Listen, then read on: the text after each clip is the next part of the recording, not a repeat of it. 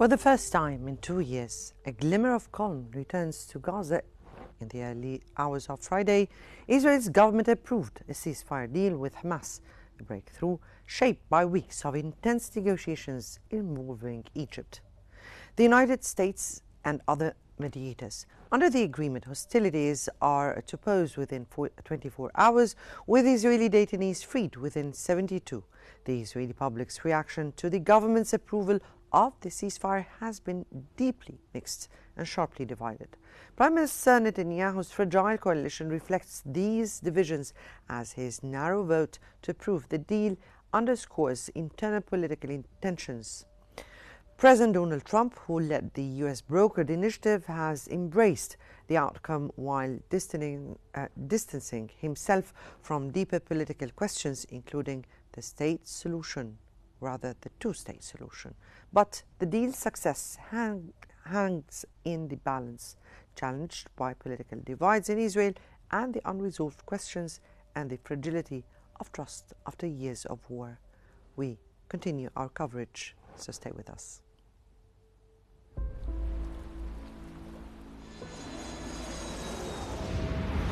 الآن في شرم الشيخ بتجرى مفاوضات لإنهاء الحرب. I may go there sometime toward the end of the week, maybe on Sunday.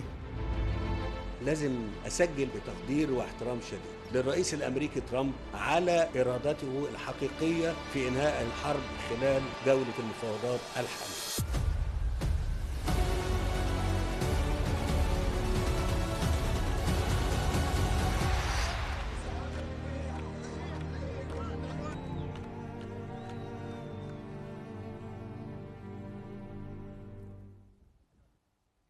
President Donald Trump played a central role personally guaranteeing the enforcement of the ceasefire and the establishment of a U.S.-led international task force to monitor compliance. Axios stated that Trump's assurance included the establishment of a U.S.-led international task force of around 200 military personnel alongside Egypt, Qatar, Turkey and the United Arab Emirates officers to monitor the ceasefire and address violations. This commitment reassured both parties amid deep mistrust. Trump's envoys Jared Kushner and Steve Witkoff actively lobbied Israeli officials to approve the deal, and Trump remained directly involved through multiple calls. The promise to enforce the ceasefire has raised hopes for a sustainable pause in hostilities, while plans progress for an international stabilization force in Gaza.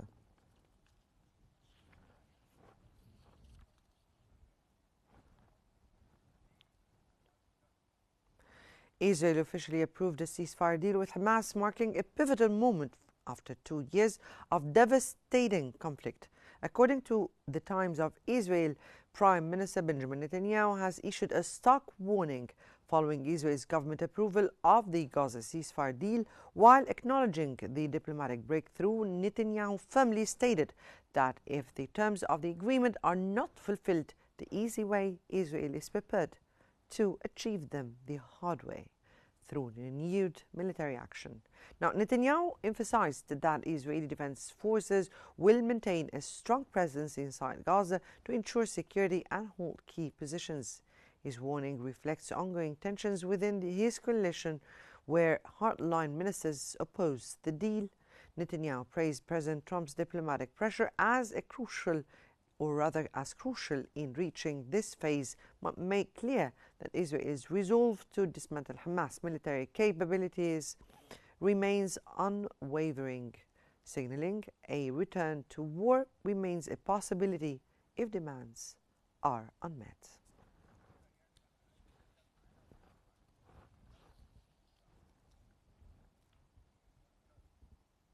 For more analysis, we're joined by Mr. Ashraf Singer, world politics analyst from California, and Mr. Ahmed Maharem, writer and political analyst from Cairo. Welcome to you both, gentlemen. And let me start here with Mr. Singer. Mr. Singer, how is Netanyahu balancing pressure from the international mediators with opposition from his far-right coalition partners?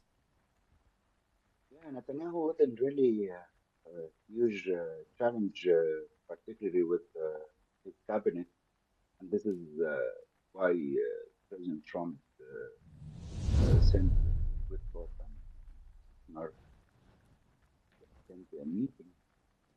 Seems to me like both of them doing a good job. I don't say enforcing, but at least convincing and lobbying what really President Trump does to end that blood support in Gaza. It seems to be clear that is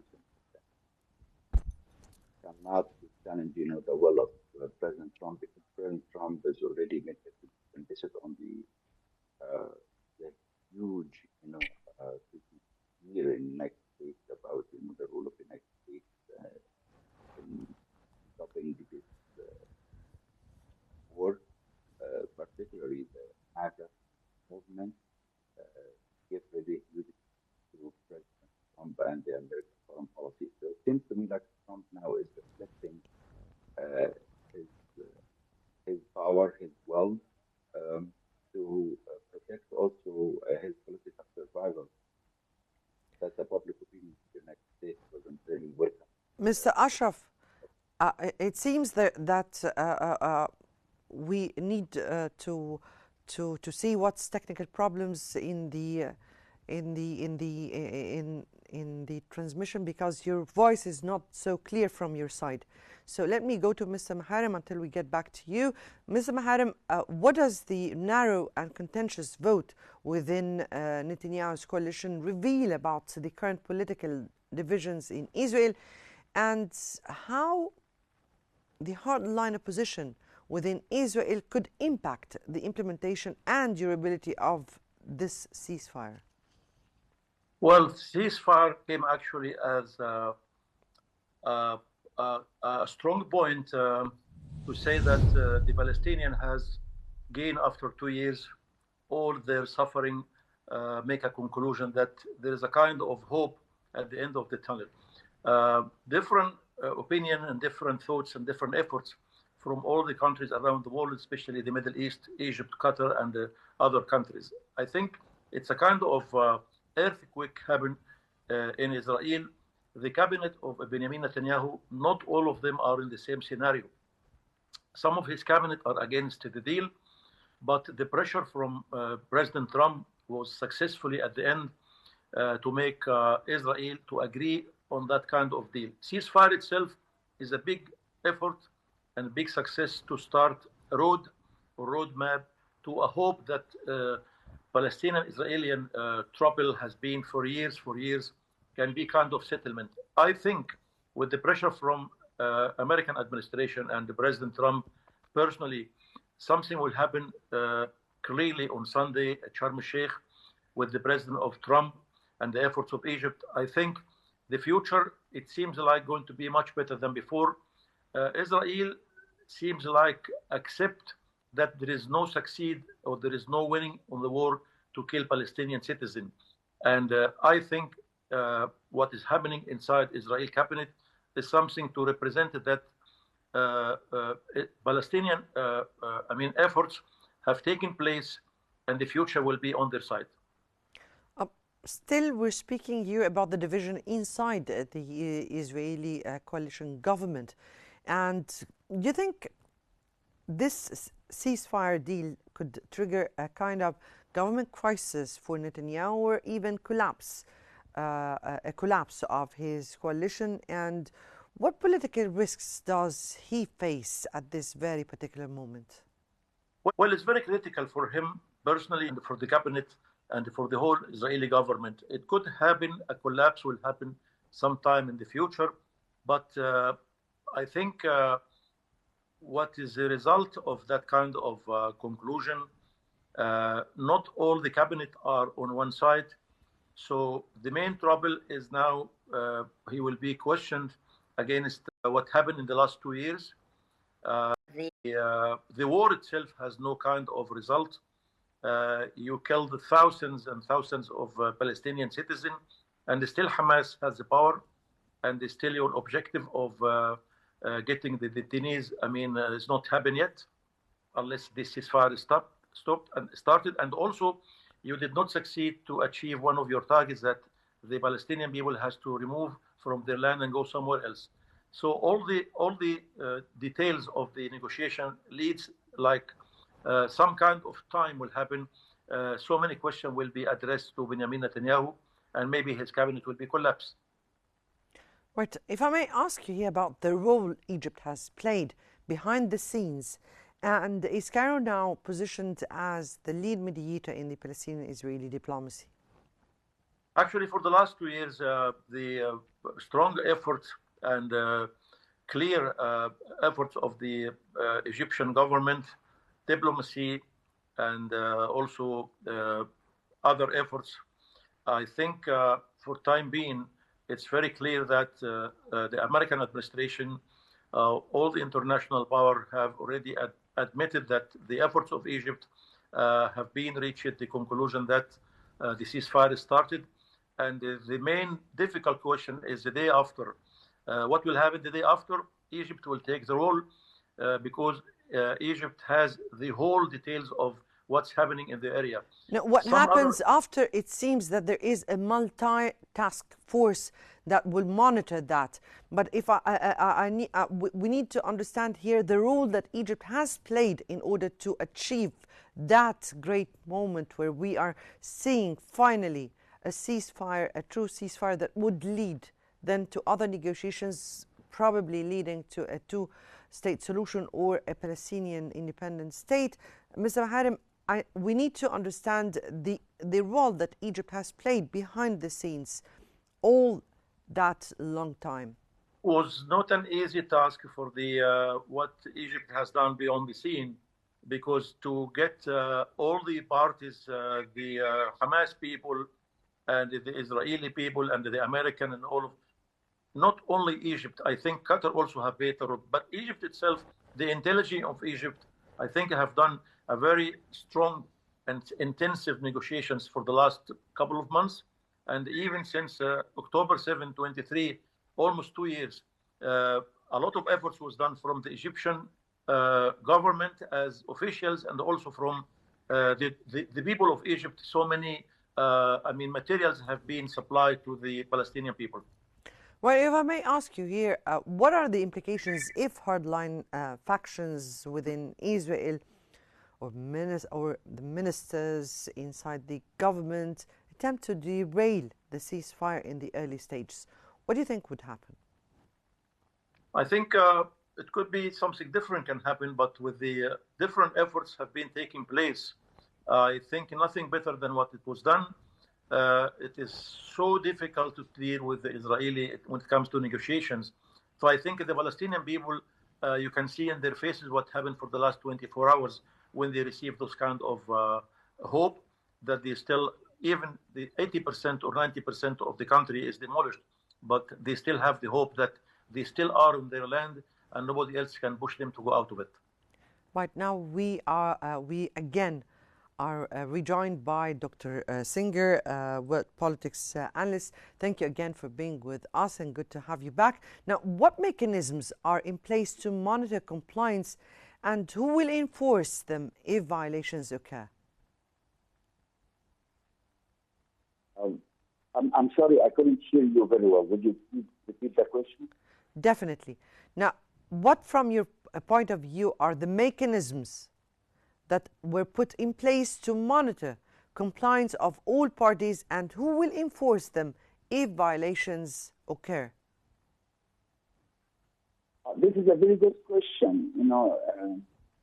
As we see clearly that President Trump, and Egypt, basically, they were playing a major role, particularly to stop, thanks to President Sisi's leadership and his team, particularly the chief of the Egyptian intelligence.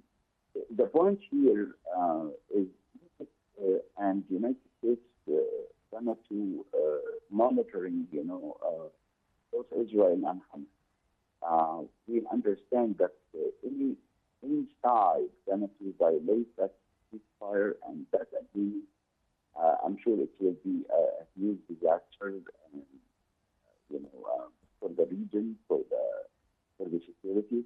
So it seems to me like both Egypt and United States are keen to put pressure on both sides.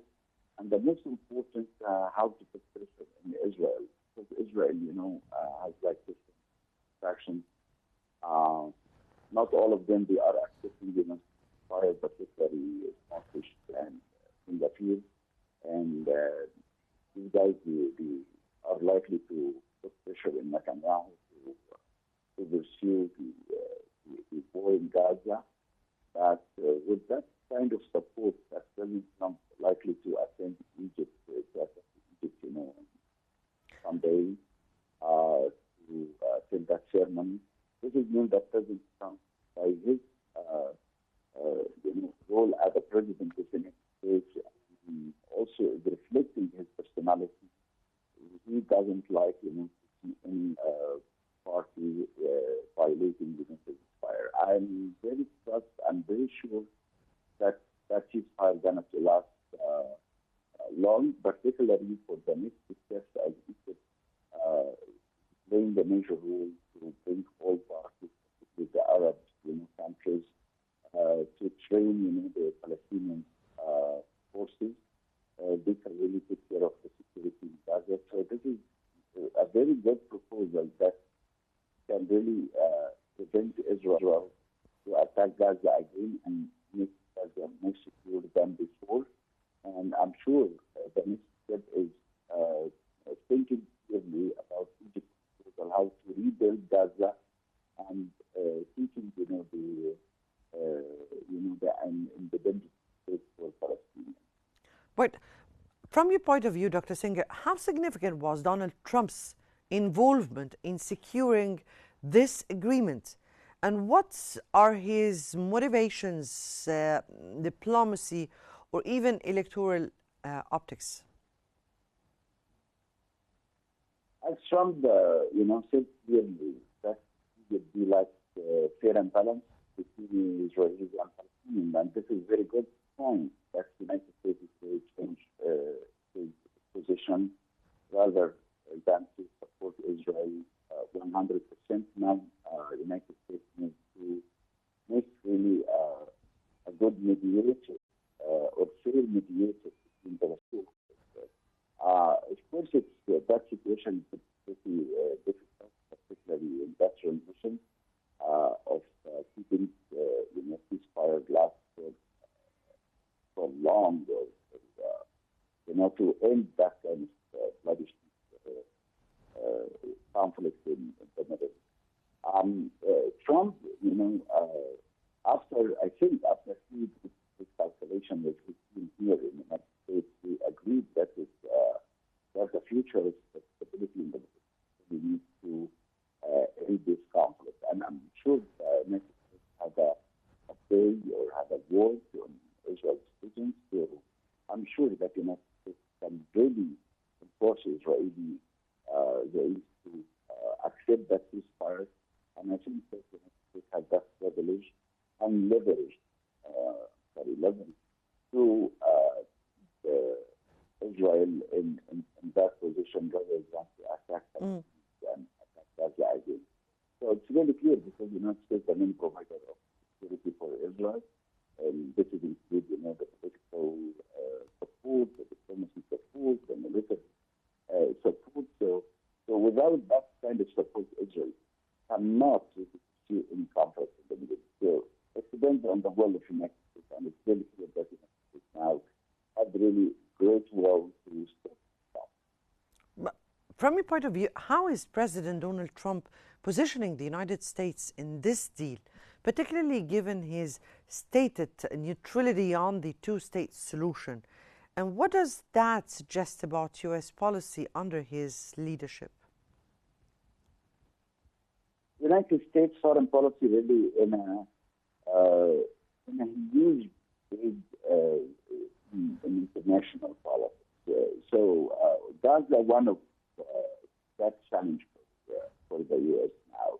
So President Trump, he wants to confirm and affirm that United States is still there in the Middle East, and particularly that huge investment that United States is in the Middle East, particularly without that degree of stability United States cannot really achieve it with the interest of the region. Plus, United States really needs Egypt to play a major role to keep the region secure, and nothing can really happen against the Israel.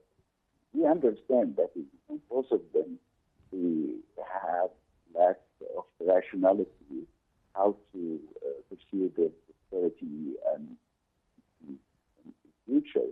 So I can see that United States now, the situation now is really calm down that conflict, and it seems to be the burden of that liability of Israel security.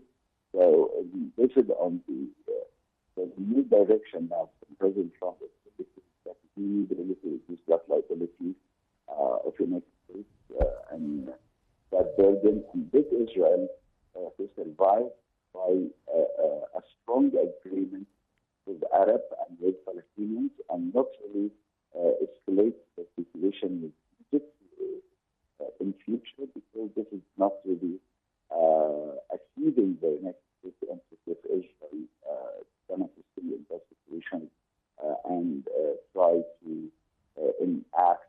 act and irrationally with many Arab countries, particularly that Palestinians.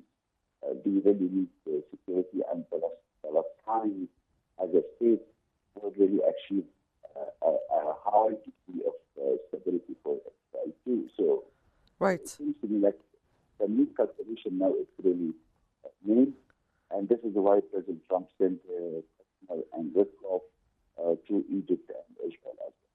Right. Mr. Maharem, how might this ceasefire influence broader Middle East regional stability, including Israel's relationship with Lebanon, Syria, and Iran? Well, I think there is two different opinions. Another opinion, which I don't agree with it, they said that Benjamin Netanyahu would like to expand his ego, and he will go next very soon to Iran. I don't think this is the right time, because America will not agree with that. Secondly, with that kind of success, there is a ceasefire and there is a hope at the end of the tunnel that is, peace will be attended and guaranteed by President Trump and the American administration. Israel has to spend some time to rectify a lot of damage economically inside the country. Israel has a lot of $100 billion, the conclusion of 2 years expenses, and there is so many casualties and death cases. So the economy of Israel needs some kind of stability. So I don't think that anything will be able to be done very soon from the Israeli government. They have to spend some time to think about how they can keep good relation with the neighborhood, and how to start a new phase with the Palestinian government. Dr. Singer, to what extent can the peace initiative pave the way for renewed negotiations toward Palestinian self-determination and a two-state solution? It's coming. Two-state solution is the only option, or the viable option for Palestinians and Israel. Netanyahu, did his best, to kill as much as he can. But that conflict and that war in Gaza didn't really achieve the Israel security. So Trump really, read this situation clearly, after Biden, the president, gives the Israel all the, comparing, all the military equipment to Israel, and Israel really bombed Gaza, I would say like 4 or 5 nuclear bombs. But by the end, the Americans, they are very practical. They didn't really see that any kind of achievement by Netanyahu to achieve his goal to secure Gaza or the region, which is the opposite. But since, Israel attacked Qatar and attacked other Arab countries, this is not really a right situation for the Americans. So America now is based on what is the new direction. We asked also Egypt to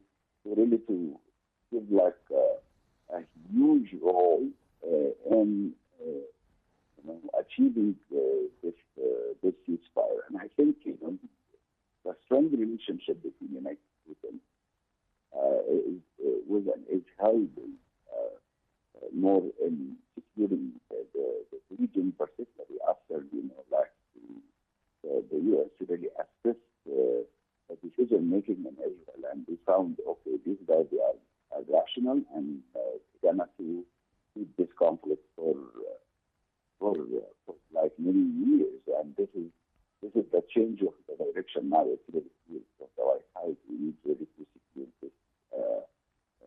this ceasefire and improve that degree of security in the Middle East. So that level, we can really understand that the mistrust between the sides and the Israelis and Palestinians really need to give like that deal.